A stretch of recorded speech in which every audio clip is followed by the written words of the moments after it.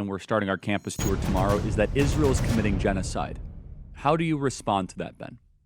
There's literally no definition of genocide by which Israel is committing a genocide. Typically, a genocide involves the targeted killing of the vast majority of the population, or at least an attempt to do so. There has never been a genocide attempted in world history in which the food that was being shipped in was more than the daily caloric intake of the average American into the areas where you're supposedly attempting to genocide the population. The total population loss in the Gaza Strip thus far has been 3%. During the Holocaust, just to take a reference, it was 50%. During Rwanda, it was significantly higher than 3%. You don't issue leaflet warnings to people. You don't go house to house in a genocide in an attempt to reduce civilian casualties. I understand that people use genocide at this point to just mean thing I don't like. And I get that. I understand. Nobody likes war. Nobody wants war. Certainly not the Israelis who are not at war on October 6th. The fact is that every Israeli family has to send their 18-year-old son or daughter off to the military with the possibility that they're going to get blown up in Gaza. That is not something that any Israeli wants, right, left, or center. The real question is whether the accusations are accurate. They certainly are not, again, by any stretch of the imagination. Ben Shapiro, author of Lions and Scavengers. We're going to get to that in a second. I have one or two other questions on Israel. I think it's very important for our audience to hear this, though, because there is an incessant campaign. And one thing a friend sent to me, interestingly, which is, okay, Charlie, we've pushed back against the media on COVID, on lockdowns, on Ukraine, on the border, it's like maybe we should also ask a question. Is the media totally presenting the truth when it comes to Israel? Just a question, that maybe we shouldn't believe everything the media says, because I know I've been conditioned to ask a lot more critical questions over the last couple of years. So, Ben, some people would accuse Israel of wanting to ethnically cleanse. Some people in the Israeli government are saying, again, it's all over the place, right? You have opinions all over. In your opinion, what would a good outcome 5 years from now be, and how does one respond to the claims of ethnic cleansing? So ethnic cleansing, the idea, presumably, that population movement is equivalent to ethnic cleansing. I think ethnic cleansing is a term that's been fairly recently coined to describe population movement during war. And the reality is that's been ongoing for literally all of human history. The idea that Israel is, quote unquote, forcing people out of the Gaza Strip, that is not the stated policy of the Israeli government. The idea is if people want to leave, they can, but they're not being forced to leave.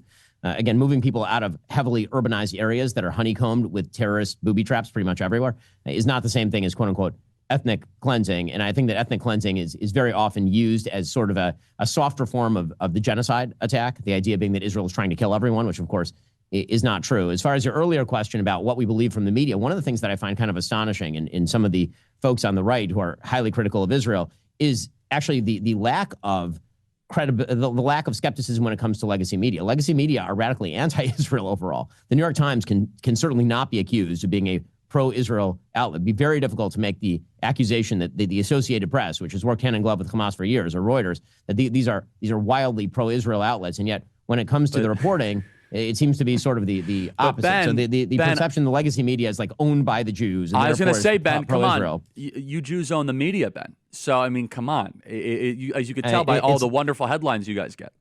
Well, I mean, dude, the accusation that we own the media has not prevented, the Daily Wire from employing people who radically disagree with me on all of these matters. I mean, I don't agree with Matt Walsh on foreign policy. Matt obviously is a major host over at Daily Wire, and that's just my shop. And I'm overtly pro-Israel. Right? I mean, I'm not making any bones about this. I'm a Jew and I'm a Zionist. I'm not going to pretend that to say otherwise would be absolutely silly. To suggest that some sort of atheistic Jewish person by birth who does not care about Judaism or Israel owning the New York Times means the New York Times is pro-Israel is to ignore literally every bit of coverage they have ever done for my entire lifetime.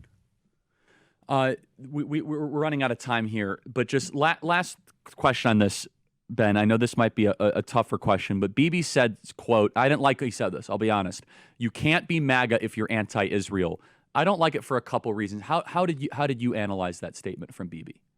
I mean, and I think that there is the ungenerous way of interpreting that and then the generous way of interpreting that. So the ungenerous way is to suggest that you have to hold a particular position on every Israeli governmental activity in order to be MAGA. Which, of course, is not true. I mean, you can disagree from the right or from the left with Bibi's policies, and you can still be plenty MAGA. I think the idea that Bibi is putting out there is that if you are taking Hamas's side against Israel in a conflict, it is very difficult to align that with the stated positions of the Trump administration or what President Trump himself is doing right now. I certainly is true. You cannot look. I think you can have disagreements on Israel and still be MAGA. Obviously, you should be America first. But if you're pro-Hamas, you're something darker, and we shouldn't put up with that.